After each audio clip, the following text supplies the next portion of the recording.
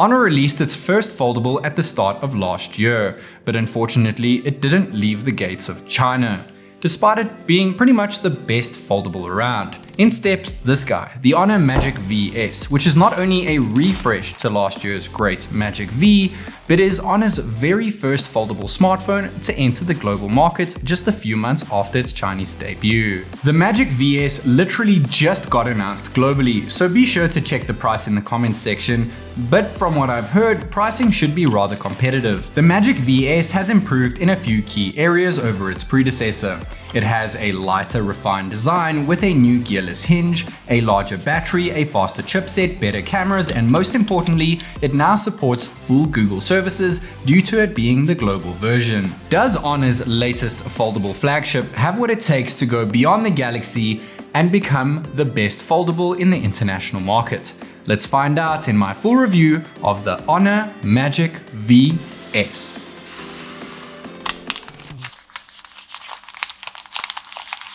The Honor Magic VS comes in two different color variants. You can pick it up in a glossy black-like finish, or you can pick it up in the color that I have with me here today, known as cyan, which is a bit of a matte finish at the back. It's not as glossy, it's still quite shiny though, but it does prevent fingerprint smudges, which is always a good bonus. It has a new 3D lens feather camera module.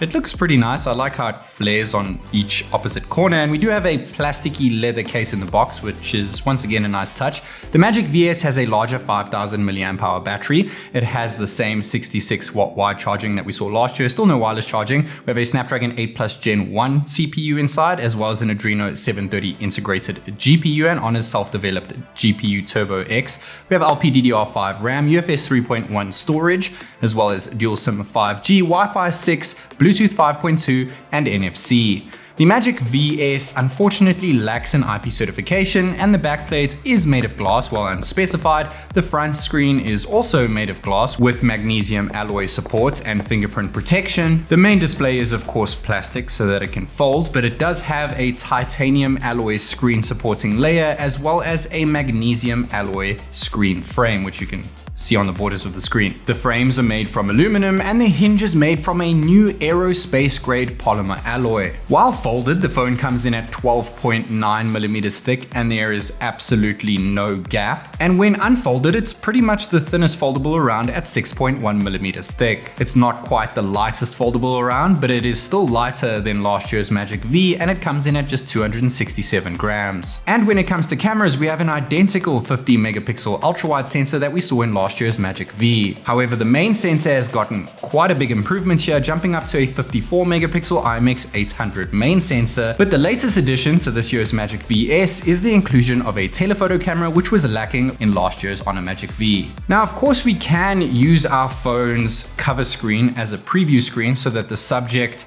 kind of gets to see what you're taking of them. And speaking of that strange main camera crop, it actually goes from 54 megapixels to 50 megapixels and then bends down to 12.5 megapixels, and all the different aspect ratios are on screen here in case you want to hit pause and have a look. But enough about that, let's move on to the actual camera performance. Starting things off with a macro shot, going from main to super macro mode using the ultra wide, it takes a very pleasing macro shot, and shooting native 50 megapixel ultra wide looks fantastic. Binning down, once again, very similar to last year, it's the same sensor, but here's that 54 megapixel shot. Now you can see it crops in when we bin down to 12.58 megapixels. Still looks great though, even though it's a very bright day over here. 3 times optical zoom using the telephoto, 5 times digital. You can also do 10 times digital, and it still looks fantastic because of AI. And we do have 30 times digital, which is of course the max.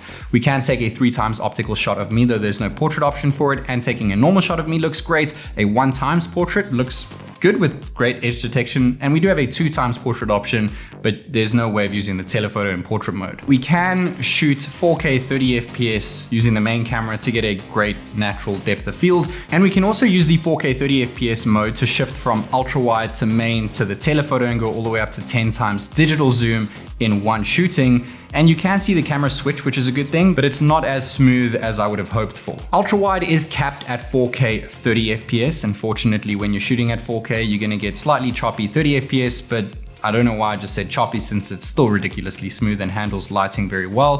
4K 60 FPS is the cap for the main. There's no 8K over here, but 4K 60 is nice and buttery smooth and packs in all the detail. Once again, it knows how to shift light pretty quickly. And we also can shoot 4K 60 FPS at night, and shooting at 60 FPS still does a great job at night, even though it's pretty dim lit here. But shifting over to 4K 30 FPS using the main sensor obviously brightens things up because of the lower frame rates. And we do have a night mode here, though limited to 1080p 30 FPS. So when we set night mode off and use the same resolution and FPS, it pretty much looks exactly the same. And we have 4K 30 FPS ultra wide video recording, no night mode option here, but it still does a more than decent job of recording at night with the ultra wide sensor. Now, taking photos with the ultra wide with night mode off or on doesn't really make a huge difference. The main sensor takes a fantastic photo at night, so when you kick night mode in, it once again doesn't make a difference honestly at all. The night mode on here is not the best, and night mode off and on with the telephoto, once again, it doesn't really control light, it doesn't make things brighter, it doesn't pack in more detail, but it still takes a fantastic job regardless of whether you use night mode on or off. So I'm not complaining, since it does a great job. Not to mention that 30 times zoom doesn't have a night mode option, but it doesn't really need it, and you can still kind of make out what's going on there. Night mode off, taking a picture of me over here, and night mode on doesn't make a huge difference once again, but the photo itself is on point, and we can take portrait shots at 1x or 2x, and both of them have great edge detection. So the cameras on the new Honor Magic VS do a fantastic job for a foldable device. Probably the best job I've ever seen a foldable do in terms of camera performance, which is great to see, not to mention the inclusion of a telephoto this time around, which was lacking in last year's Honor Magic V. Moving on to the hinge, it is a new gearless hinge design this year made of magnesium and titanium. It looks fantastic since it's just one piece. And because it's one piece, they've managed to drop components down from 92 all the way to just 4 main components. Now we do have the crease still, and it is still visible, and you can still slightly feel it, but you get used to it over time, I guess you could say. And there is no gap, just like the Honor Magic V before it. Absolutely no gap, unlike other Galaxy devices that we've seen around. And we can do 400,000 plus folds, which means you can fold it 100 times a day for more than 10 years. Not to mention, we do have a power button mixed up with a fingerprint sensor, as well as a volume rocker above that. And at the bottom of the phone, we have a dual SIM 5G tray. Unfortunately, there's no expandable storage, but there is a water resistant seal, even though it lacks an IP certification. We do have a USB 3.1 Type-C port at the bottom, and above that, we have the first dual stereo speaker, one at the bottom, one at the top, and there are speaker holes to aid the earpiece speaker, and it is IMAX enhanced, not to mention there's also an IR blaster. When it comes to selfies, they have been slightly downgraded. There are now 2 16 megapixel selfie cameras as opposed to last year's 2 42 megapixel selfies, so we'll have to see how they stack up. But of course, you can use that cover screen to see yourself when taking photos with the back cameras, so you can get selfies with the back cameras, which is fantastic. The one caveat with it though is that you cannot take control of that back screen, which is a must if you ask me, because this is a foldable device and you actually want to use the back cameras for selfies. And though it takes a little bit of extra work, you can still use those fantastic cameras as selfies, and 4K 60 FPS main footage looks absolutely unbelievable. Not to mention, you can also shoot ultra wide video, 4K 30 FPS of course, like I showed you guys earlier. It's not as perfect when it comes to color accuracy, but it still gives you a very nice wide shot, especially when taking a photo over here. Taking a main photo looks fantastic, and taking a portrait shot using the back cams looks unreal.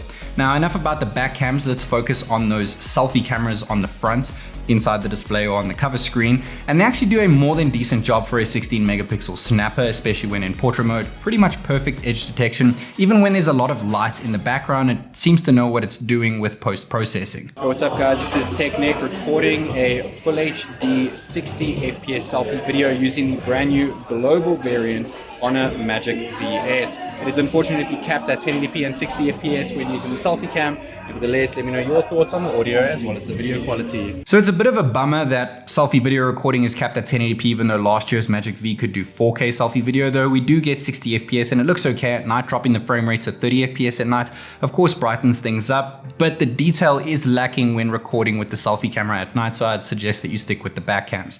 Now, selfie photos, night off, flash off, night on over here makes a huge difference. Unlike the back cameras, flash on makes a massive difference with night mode enabled, and we can take a portrait shot with flash on, and it does pretty much the best job I've seen all year. So it's a bit of a letdown that you can't take control of the cover screen when using the back cams to take selfies, which is pretty much every vlogger's dream, and it is a bit of a letdown that video on the selfie cameras is capped at 1080p 60 FPS, even though last year could do 4K selfie video recording, though at least selfie photos come out great, whether you're taking shots in the day or at night. And finally, powering on the device and getting to the bright and vivid always on display on the cover screen or on the main display over here, we do have a side mounted fingerprint sensor which you can use once opened or once closed. And it's very nice and snappy and easy to reach and very convenient to use. And we do have 2D face unlock when closed, or we can open the device to activate 2D face unlock. And we can also double tap the main screen to use 2D face unlock as well. Now we do have a dynamic wallpaper, actually a few of them. And though it works really well, it's not as seamless as I would have hoped. And when it comes to the main unfolded display, it is very identical to last year's Magic V. It is still the same 7.9 inch OLED 10.3 by 9 aspect ratio flat dot display with a more than full HD plus resolution over here with 382 pixels per inch. Not to mention it has a higher peak brightness than last year at 878 nits. The cover screen is also largely similar to last year. It's the same 6.45 inch OLED panel. It has a 21.3 by 9 aspect ratio, which is a lot better than the long lanky foldables that you see around with crazy 23 by 9 aspect ratios. And the cover screen has also gotten a bit brighter with 1279 nits. Now we do have a smart feature known as smart resolution so that you can make your battery last a bit longer, and we do have 120 Hz refresh rate on our cover screen and a 90 Hz refresh rate on our foldable screen. And the cover screen is not LTPO driven, and it has a 360 Hz touch sampling rate. The main display is also not LTPO tech driven. It sits at 90 Hz still, and once again it is sitting at a decent touch sampling rate, that being 240 Hz. We do have two new welcomed additions here. The first being circadian night display, which dynamically adjusts blue light for better sleep. We also have dynamic dimming, and we have the same 1920 Hz PWM dimming, which decreases screen flickering to minimize eye strain. And when it comes to software, we do have Honor's latest MagicOS 7.1 software skin, which is skinned over Android 13. And because this is the global variant, it has everything Google enabled here, and it all comes out the box, that being the Play Store, Google Discover, so on and so forth, and it's routed straight into settings as well. We also have large folders so that you can tap straight on an app icon and go directly into that app. No need to open up the folder at all, which is great. We also have something that we could do. We could just slice up on certain apps and we can pin cards to the home screen. So I'm doing it with files over here, just throws on the card, which is very convenient. You can change the card, add a card, and then of course you can unfold your device. You can preview those cards as well as remove those cards. Now the home screen setup looks identical to the cover screen setup, and you can also use those large folders, but it requires you to reopen the apps almost every single time, which is a bit weird. Hopefully this gets fixed with a future software update. And when we're in full screen on YouTube, the good news is that we can fold the display and we can fold it slightly, and it splits it perfectly so that you can view comments at the bottom of the screen and you can watch content at the top of the screen. And it works really, really well, just as good as other global foldables would, and it does hold position quite well as well. Now we do have multitasking gestures over here. You can just drag down your finger from the top to go into a floating window. You can drag down from the top as well and pull it to the left or right of the screen to go into a split screen window. And when you open another compatible app with it, you can rotate the split screen so that you can have different aspect ratios for the apps, which makes it really nice to be able to watch content and have another app open above it or below it. Now we can also pin apps to the side up to a total of 2. We can also bring back up our split screen apps and then open up those 2 pinned floating apps so that we can have 4 apps running on our screen at one time, which is just insane. Now when it comes to the typing experience over here, of course the haptics are fantastic. You can type pretty easily because of the great aspect ratio when unfolded, and you can type like it is a keyboard when it is half folded, and when it is fully folded, it is really easy to type because the screen is not too long and lanky. But what about those speakers? Since we are kitted with dual stereo speakers that are both IMAX enhanced.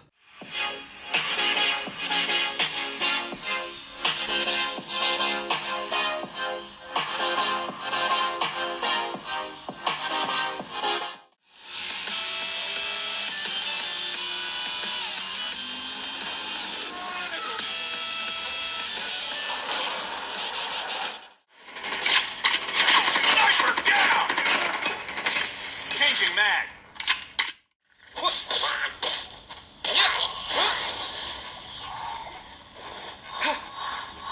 Now, kickstarting gaming off with Genshin Impact, running the highest possible graphics and the max FPS. The max FPS of the game is 60 FPS, so even though it can run on 90 or 120 Hz displays, it's capping at 60, but this phone itself is capping things at 50 FPS, which is the first time I've ever seen that before. Very strange, but it's sitting at a solid 50 FPS in Genshin Impact with the highest possible graphics settings. So in my books, that is still a very good performing device that can do that. Now we do have Call of Duty Mobile sitting at low graphics in order to enable Ultra FPS, which is capped at 120 FPS, and we're reaching 90 FPS like most devices. And we're reaching 90 FPS on both displays, which is great. Whether you're using the cover display or you're using the unfolded display, both of them look fantastic and feel fantastic at 90 FPS. When it comes to Real Racing 3, the same thing can be said here. We're reaching 90 FPS on the main display over here, the unfolded display. And when we decide to go ahead and fold the screen, we should be able to hit 120 FPS,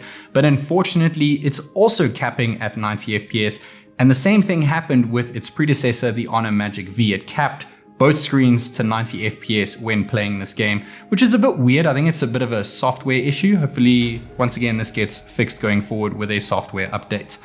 Now, moving on to the hardware side of things and testing out benchmarks, we do have 12 gigs of LPDDR5 RAM, as well as a beefed up version of the chip that we saw in last year's Magic V, that being the Snapdragon 8 Plus Gen 1 CPU, and pairing that up with performance mode, yielded a score on AnTuTu of 1,033,642 points. We got a single core score of 1244 on Geekbench version 5 and multi-core of 3896. And since Geekbench 6 just released, I thought I'd test that out as well, and it actually got a higher single core score than any other chipset around right now, but I feel that the Geekbench team still has a bit of work to do with their latest benchmark. And lastly, when it comes to graphical performance, we got a score of 2811 on Wildlife Extreme, which renders at 4K, and that got us an average FPS of 16.8, which is a nice little bump up from last year's model. The Honor Magic VS might not house the latest chip from Qualcomm, but its Snapdragon 8 Plus Gen 1 CPU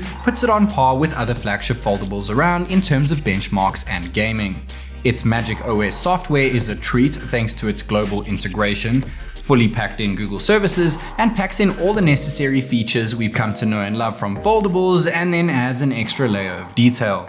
Just like its predecessor, it has arguably the best aspect ratio displays on a foldable to date, and though both OLED screens are largely similar to its older brother, they're now brighter and offer more features. The selfie cameras, while still taking great photos, have been slightly downgraded, which limits selfie video to just 1080p, but you can always use the cover screen preview mode to get selfie photos and videos using the back sensors. It's just a pity you can't use the cover screen to control camera actions. The good news is that the back cameras have been improved drastically this year and take fantastic photos and videos, not to mention we now have a telephoto sensor, which was lacking in its predecessor. The Honor Magic VS may just be an incremental upgrade over its predecessor, but it's a nice addition to the Honor global lineup and is not afraid to shoot for the stars. Let me know your thoughts on Honor's first globally released foldable in the comments section down below. This is TechNick, and I'll catch you at MWC.